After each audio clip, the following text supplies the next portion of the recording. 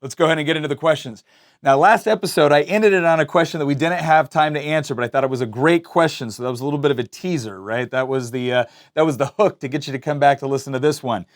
Shameless plug, but I make no apologies. All right, so this question came from Jude Infantini. He said, why are we bad at selling the idea of freedom?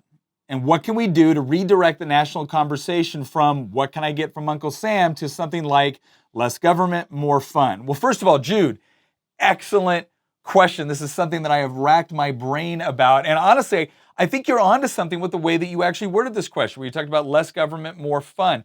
I think one of the problems that we have when we talk about freedom is we talk about it as if freedom is an end state in and of itself, or as if liberty is an end state in and of itself. Liberty is something that we are protecting so that you can go do all of the things that give life meaning and value, right? So for one person, that might look very, very different than for another person. And that's what's so critical about protecting liberty within the political or the government space, is because everybody has a different idea on what pursuing happiness looks like. Yeah, there's general things that we typically agree on, right? We want to be able to have enough food, have clothing, have a place to live. But when you look at individual decisions that people make, they differ greatly based off of what they prefer, what they're good at, what their talents are, what their ambitions are. And liberty is about making sure that people can pursue those things. And so when you say less government, more fun, I think you're tapping into something that's really important when we talk about this. Now, there's another component to the argument that I think is really important.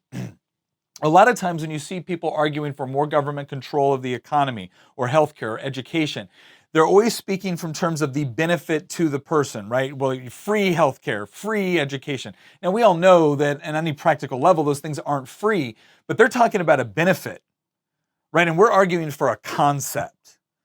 Now, that doesn't make it wrong in and of itself, but to some degree, politics is marketing.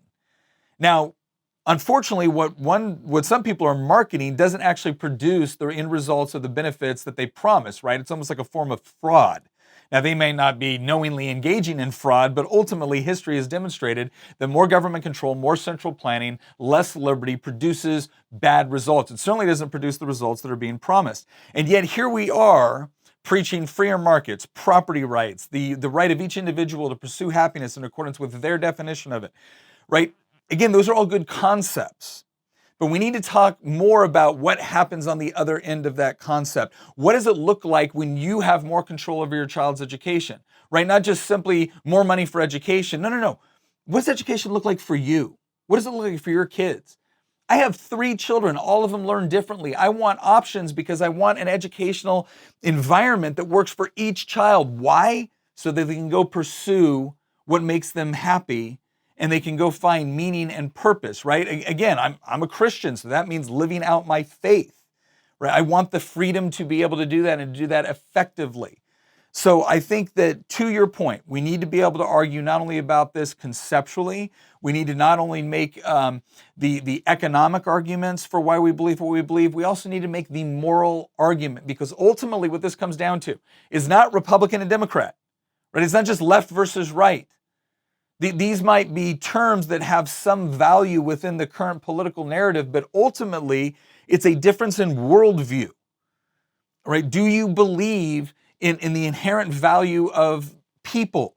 Do you believe that they have an inherent right to go out and pursue happiness, provided they're not infringing on the rights of others, right? If you believe in those things, then we should be passionate about creating an environment where they are free to pursue those things. And we should talk about not only that from a conceptual level, but we should talk about it from a benefit level. And then we should use examples. We should use examples of people that have either come to this country or have fled a socialist state for a free market environment.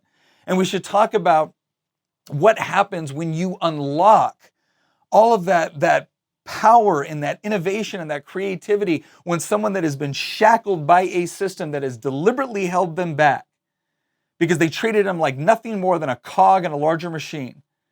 And now for the first time in their life, they're able to breathe free and make their life their own. Oh my gosh, that's not just a selling point because it all speaks to us, or it speaks to all of us. It's a selling point because it is true. And so I think that's one of the things that we have to do.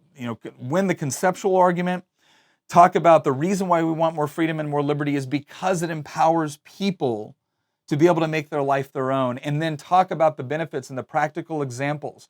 Not just the flow charts, right? We actually need to talk about those specific examples that are demonstrative, right? That are actually demonstrative of a larger experience that people have had going from more government control to more freedom, right? And I think that's a key component of this. The other part is we got to talk to our kids about this. Understand that if you're sending your kids off to an institution where they're going to be constantly told that the solution or the primary way to solve problems is through the application of government force, coercion, and violence, right? Then don't be surprised when you're preaching freedom to them and all they hear is you don't care about the poor. All they hear is that you don't care about the collective. All they hear is you don't want to solve problems because you don't want the government to come in, with a bullhorn and tell everybody what to do, right? We have to actually start teaching the alternative at a younger age and take some interest in what our kids are learning when they go off to school. Because if we don't do that, then it's going to be a whole lot harder to make that argument when now they're 25, 26, 27. And now not only are there are now social and academic and eventually economic consequences, because that's what we see, right? The social consequences when you go to college as a conservative, you can be alienated. The academic consequences might be you might get a bad grade. The economic consequences might be you could be fired, not be able to get a job, or could in some other way be punished because you believed the wrong thing.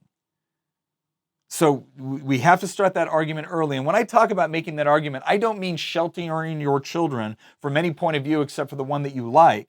I mean truly equipping someone to be able to make an argument for greater individual liberty and the inherent value of human beings, and why a system which actually relishes free markets, property rights, self-determination, and personal responsibility actually achieves the sort of results that everyone else is promising you.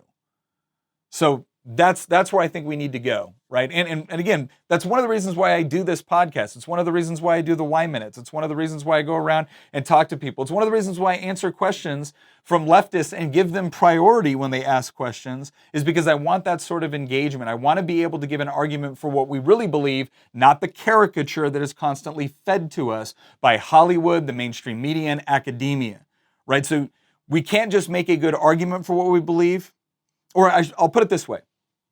It's not just making a good intellectual argument for what we believe. It's actually living out your life in such a way to where someone can point to it and be like, I don't know what that person is doing, but it's working. And then when they come and they ask you, being able to give an explanation. Hey man, it's this, right? So listen, Jude, great question. I hope that answers it. All right, moving on to the next one. Dan Cook asked, what is being done to restore faith in the election process? Okay, couple of things. Obviously, people have very different opinions on what constitutes faith in the election process. If you're on the left,